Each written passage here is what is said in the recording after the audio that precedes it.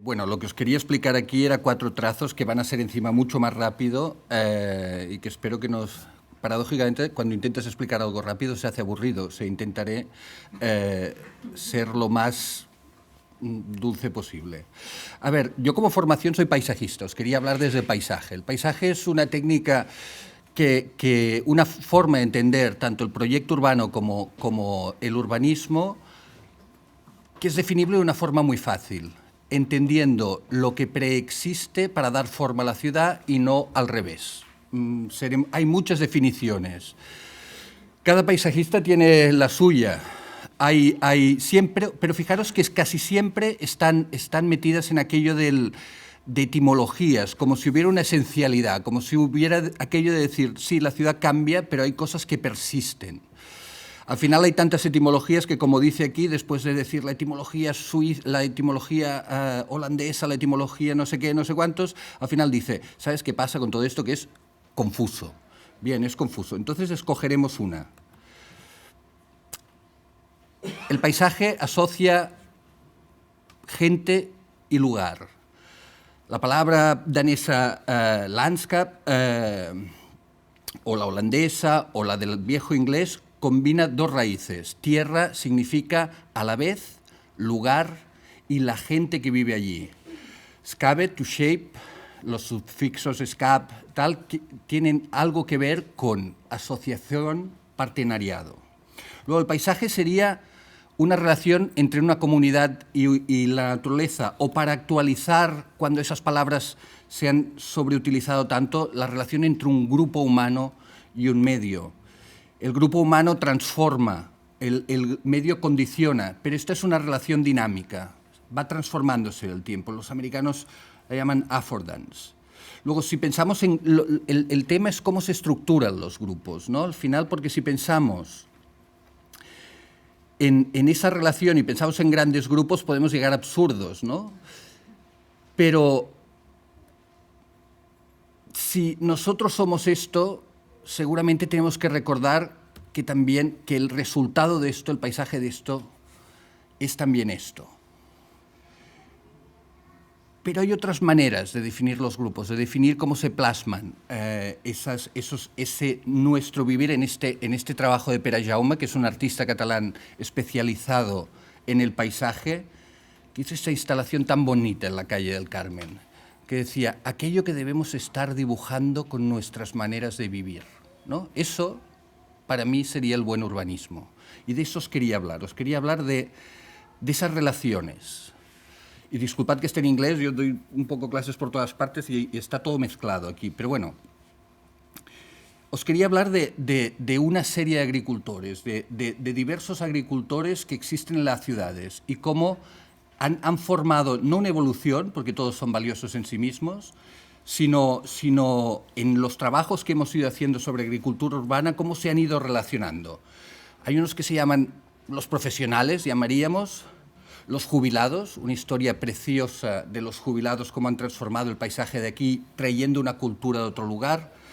Los usuarios, aquellos que quieren que les presten un servicio de agricultura, y los otros, como aquí el que me acompaña en la mesa. Vamos a ir muy rápido para intentar dejar el máximo espacio.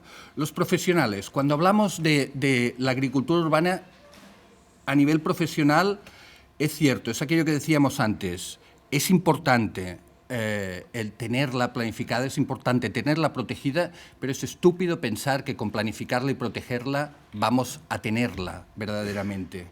Si pensamos en el área metropolitana, tenemos que estar orgullosos de nuestro parque agrícola. Sí, es un parque que es un referente, también lo conocen en Europa, pero es un parque que se debe a muchas cosas. Se debe a la llanura e inundación de un río torrencial como es el Llobregat, cuya inundación a un periodo de retorno de 500 años pasa por la Plaza España y está a 7 kilómetros de allí. Es un espacio verdaderamente peligroso al que se le construyeron 2 diques, que son 2 autopistas. Y alrededor, como el agua no podía salir, pues también se ha dejado hacer la agricultura. Como decíamos, Tasei, siempre son complejas todas las razones que hacen que que un planeamiento se asiente. Siempre vienen de varios lugares. Para bien y para mal, el planeamiento siempre es sumas históricas de lugares de acuerdos. A veces lugares que son grandes derrotas. Pero el parque agrario lo llamaremos así, pero tampoco podemos creer que lo es porque alguien está protegiendo solo la agricultura. Lo es por muchas más causas. Y como decíamos Tasei, si viene un tío con un puro lo suficientemente grande y con el dinero, pues igual cambian esas razones. Por lo tanto, es importante tenerlo en la cabeza. Es un espacio de superposición. Es un espacio donde ocurren muchas cosas, digamos la verdad. Es un espacio que utilizamos de muchas maneras. Y es cierto, como decía Tello, que es un espacio que representa, en el caso del ámbito del área metropolitana, de los 36 municipios, un espacio que se ha reducido en un 68% de su magnitud. En esa constante, esto es Belviche, esto es una imagen que cogió un arquitecto holandés, en esa constante atropello de la ciudad sobre otros procesos, que se hacen visibles y que lo transforman todo. No tenemos un río, tenemos un canal a cielo abierto. Y también la agricultura lo ha transformado, y también la agricultura es una agricultura distinta la que tenemos en el parque agrario. En sus mejores casos, y este es un número importante, vosotros sabéis muchísimo más que yo, pero en los casos mejor intencionados hemos llegado a poder decir que podría llegar a cubrir el parque, que es un parque grande, el 15% del consumo metropolitano de Barcelona. Siempre se hace esa ambigüedad. Luego, esto me hace pensar una primera cosa. No siempre la agricultura en la ciudad soluciona el problema alimentario. Es un poco lo que enseñaba antes Nerea, ¿no? Toda la estrategia de Vancouver, la hiperconcentración para evitar el flujo de alimentos y el impacto del dinero, del coste de la transformación y de la producción de los alimentos en su movimiento sobre las ciudades, es una estrategia que a lo mejor nos lleva a hacer cultivos hipertecnológicos si queremos abastecer las ciudades de muy cerca. De todas maneras, es importante tenerlos. Y no siempre tenemos los mejores tipos de explotación. Y verdaderamente al final tampoco tenemos tanto, obviamente.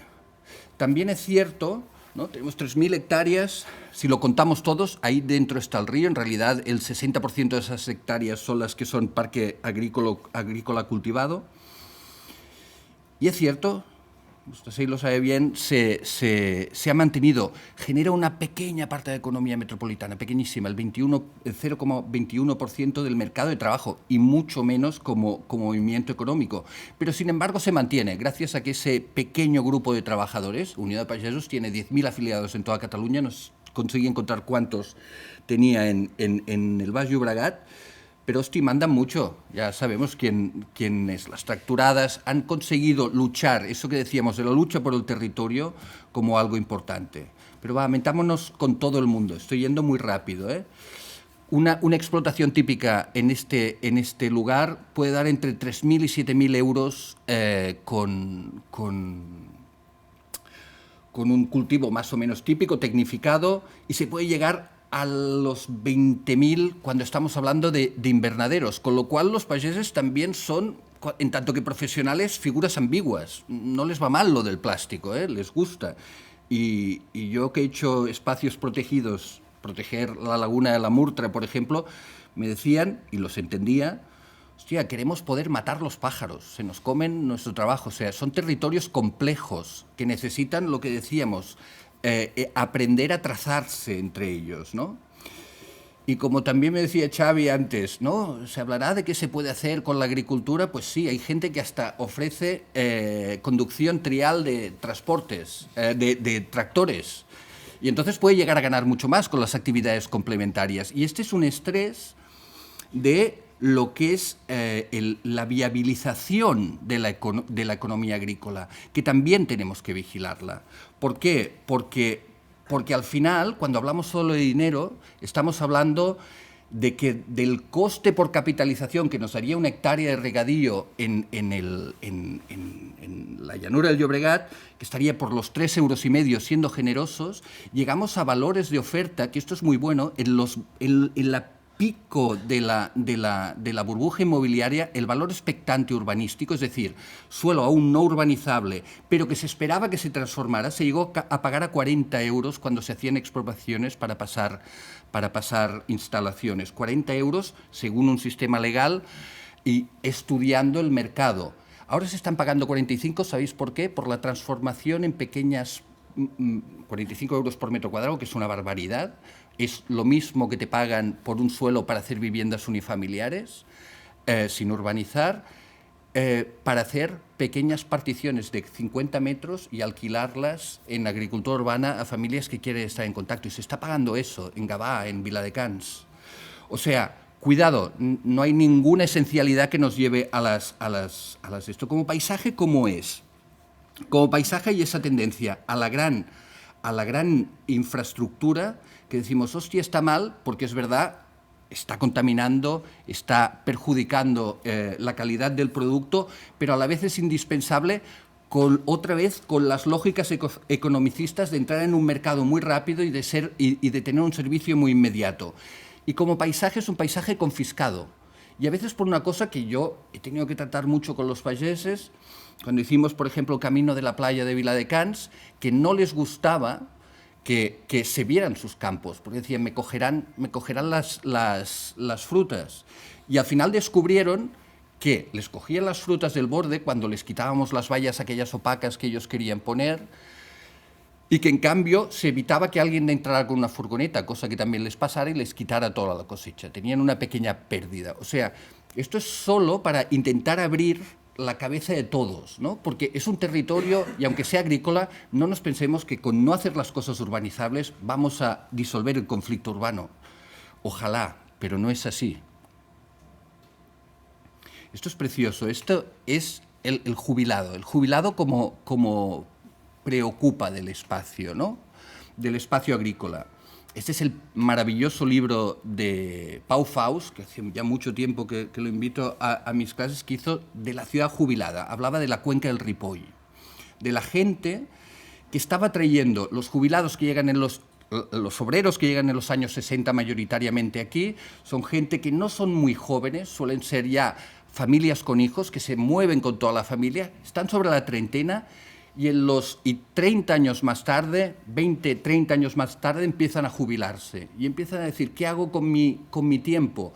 Y viven en casas muy pequeñas en la periferia de Barcelona, de 45, 50 metros cuadrados, en lugares donde el espacio público está destrozado. Y salen, ocupan los ríos, los espacios entre infraestructuras y crean su propio mundo, que es una cultura traída de fuera, combinada con lo que ocurre aquí y que genera un paisaje que, curiosamente, trabajan y que, curiosamente, es contestado por el grueso de la población. ¿Por qué? Porque no les gusta, esto no queda bonito, esto no es diseño urbano. A menudo se olvidan de que eso que han construido ellos partía de esto, de lo que eran nuestros espacios de desecho. De ordenar eso, ¿con qué? Con la lógica del bricoler, con la lógica de Levi-Strauss, ¿no? Con aquello del saber trabajar con aquello que está a mano. Los que no entienden su lógica es que hasta estéticamente, si nos ponemos de arte contemporáneo, son interesantísimos. O sea, lo que tendríamos que es educar al 90% de los otros. Pero bueno, no se trata de apabullar a nadie, pero no me digáis que estas maneras de entrar, esa lógica de la cercanía, a veces también dan miedo. Nosotros hemos sacado a un ruso que encontró una isla en el Llobregat y se ponía a dormir allí a dos dedos de la lámina de agua, en otoño. Que dices, tío, es que vas a acabar en Mallorca. Vete. Pero hay casos de estos, fijaros, o sea, hostia, esto es un lugar donde esos abuelos que no tenían una casa tal vez demasiado interesante o demasiado cómoda para traer a sus hijos, que ya son médicos, que han podido hacer sus carreras y tal, se los llevan a hacer la paella al sitio donde están.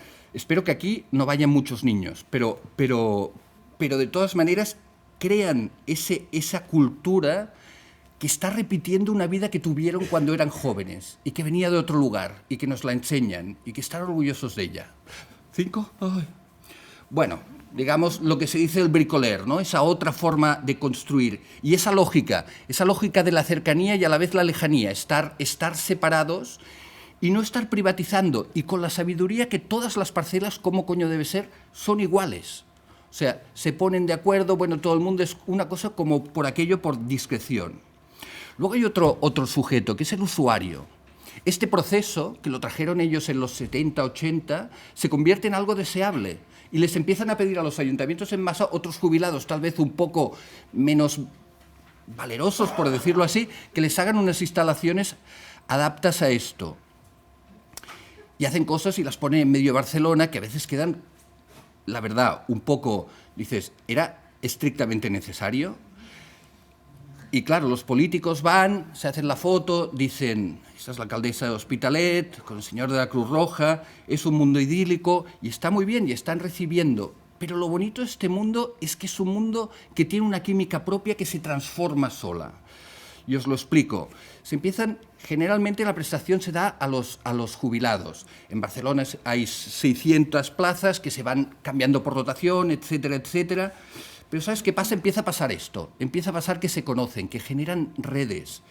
Nosotros hicimos unos huertos, me voy a entender poquísimo, pero unos huertos que querían ser unos huertos de inclusión social, con dinero europeo, por tanto no eran los huertos que tienen los ayuntamientos, tenían que ser otra cosa. Tenían energías alternativas, eran adaptables, bueno, estas cosas que hacemos los diseñadores no tienen más, ahora están acabados y es un trabajo que es que da un buen rollo que no os lo podéis ni imaginar. Bueno, sí, os lo imagináis porque lo hacéis, la mayoría es vosotros, pero la gente a veces no lo pilla. Está siempre en ese borde, pero lo único que tiene valor intrínseco, un cierto valor intrínseco, es intentar encontrar el mecanismo de una administración para interactuar. O sea, ¿qué es lo que nos estaba dando ese huerto? ¿Con 40 metros solucionar un problema alimentario? No. ¿Con 40 metros solucionar un problema de logística alimentaria? Desde luego que no. Estábamos empezando a hacer que gente que estaba en el paro desde hace siglos saliera del sofá de casa y fuera a hablar con otra gente y fuera a hacer una cosa cada día, pero esto no lo puede hacer lo puede hacer la administración, pero no lo tenía que hacer la administración. Para verdaderamente empoderar a la gente, para crear redes, la administración tiene que desaparecer. Se interpuso una ONG que a su vez controlaría que se hiciera una asociación para que el huerto, si dotado con dineros europeos, es el huerto más pijo de toda el área metropolitana, no es algo que me haga sentir singularmente orgulloso, desde luego, pero lo importante era que han creado una asociación que toma sus propias reglas, que desde que tiene el huerto ya lo empiezan a cambiar todo, pero lo hablan entre ellos. Lo cual es bueno y es malo, porque es sintetizar cosas que hemos aprendido de los otros, que vienen luego. Otra pequeña reflexión hacia el otro extremo, hay el problema que nosotros nos hemos encontrado, igual por inexperiencia, de la falta de viabilidad.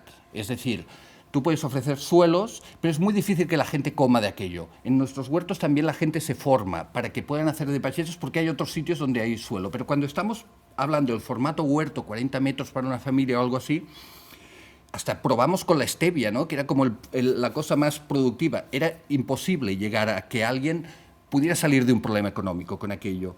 Pero entonces nos dimos cuenta de otra cosa, que colaborando con el urbanismo, superponiendo tramas, se podía aumentar el retorno de las inversiones. Es decir, por ejemplo, trabajar con los bordes, el sprawl de las viviendas unifamiliares tiene que estar protegido por ley por una franja de 25 metros para que si viene el fuego sea difícil que llegue a las casas. Pues bien, los ayuntamientos se gastan mucho dinero en esbrozar esos lugares porque lo que tiene más carga, sobre todo en los bosques poco cuidados, lo que tiene más carga de fuego es todo el arbusto de abajo, cuando estamos hablando de bosques poco maduros, como el de pino blanco o incluso el del pino piñoné, que pino alepensis, alepensis y Pinus pinea. ¿Por qué nos superponemos las dos cosas y ponemos a la gente a hacer bosques comestibles en esas franjas y los ayuntamientos pasan a pagarle ese dinero a ellos? hay pactos estables que se tienen que vigilar, pero el urbanismo puede colaborar con estos procesos. Empezamos a estudiar cómo podríamos implantarlo y cómo podríamos crear una oficina donde le sugiriera a la gente, hablando en plata, que zonas agrícolas era mejor que ocuparan. En plan, mira, esta no, que total van a construir de aquí 4 días porque está en el centro, vete allí al borde, estarás y a lo mejor aún pillas un poco de dinero para que te vaya mejor.